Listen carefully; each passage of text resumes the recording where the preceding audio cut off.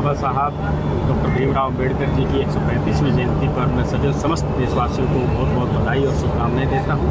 और दूसरा जो है, आज की जो आयोजन जो कमेटी है जिन्होंने आज ये कार्यक्रम, इतना भव्य कार्यक्रम रखा, तो उनको भी मैं बधाई और साधुवाद दूंगा, क्योंकि उन्होंने एक ऐसा विषय जो है आज बाबा साहब की जयंती पर जो है चुना है कि संविधान सम्मान दिवस।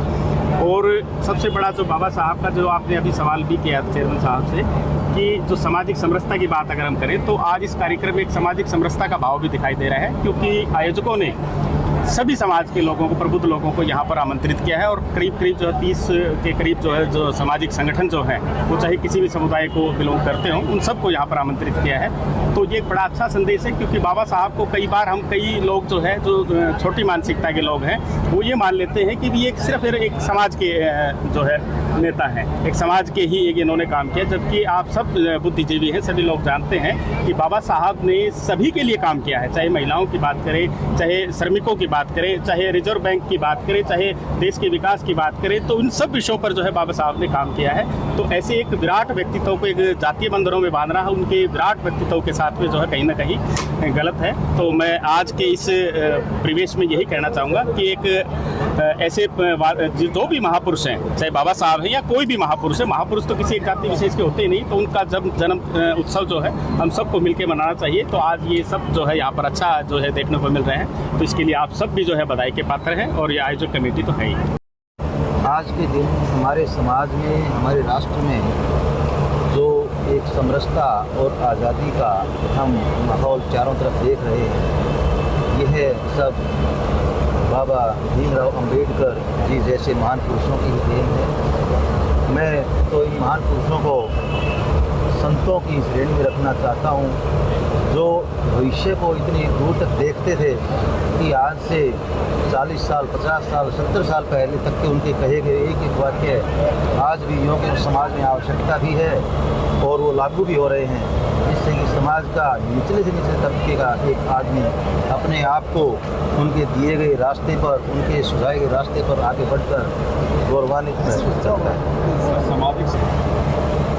बाबा साहब की जो एक प्रैक्टिकल अप्रोच थी, जो उनका अपना जीवन अनुभव था, उसके आधार पर उन्होंने देखा कि शिक्षा ही एक ऐसा माध्यम है जो समाज में उत्पीड़ित और ख़ास तौर पर महिलाएं और जो दूसरे अन्य वर्ग थे, जिनको थोड़ा एक दूसरी दृष्टि से देखा जाता था, वो आगे आ सकते हैं। और इसके लिए बाबा साहब ने संविधान में भी खास इसका एक मतलब अनुच्छेद दिया, जिसके आधार पर महिलाओं को और जो समाज में उत्पीड़ित वर्ग था उसको बराबरी का यानी समानता का अधिकार दिया गया। बहुत ही बढ़िया सुझाव और प्रश्न आपने किया, इसमें कोई दो राय नहीं।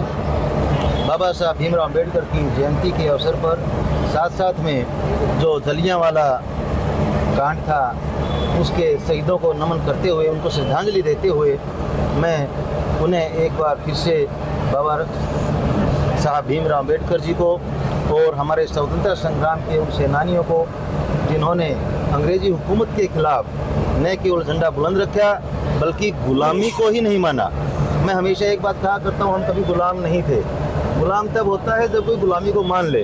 हम तो हमेशा संघर्ष करते रहे, लड़ते रहे हैं उनके विरुद्ध। तो इसलिए जो ये स्वतंत्रता संग्राम का संघर्ष था, उन सभी शहीदों को नमन करता हूँ। बाबा साहब भीमराव अम्बेडकर के सुझाए गए रास्ते और जो उन्होंने एक संविधान हमारे इस देश को दिया, जो सभी को एक समानता का अधिकार दिलाता है, उसके लिए मैं बार बार उनको नमन करता हूँ। यहाँ अम्बेडकर बाबा भीमराव अम्बेडकर की जयंती है, ये जो कमेटी है ये हर साल मेरे को बुलाती है और बड़ा मान सम्मान करते हैं और मैं भी खुश हो जाता हूँ। छुट्टी पे हूँ तो भी, नहीं हूँ तो छुट्टी लेकर आता हूँ, लेकिन ये जैसे बुलाते हैं तो मैं हर साल आता हूँ। तो सर क्या बड़ा कठिन ड्यूटी है, जो आदेश मिलता है वो करते हैं। अभी प्रयागराज में थे, वहाँ पे स्नान करवाया जनता का, बड़ा स्मूथली अच्छे स्नान करवाया। वहाँ पे सरकार की व्यवस्था में कोई कमी नहीं थी।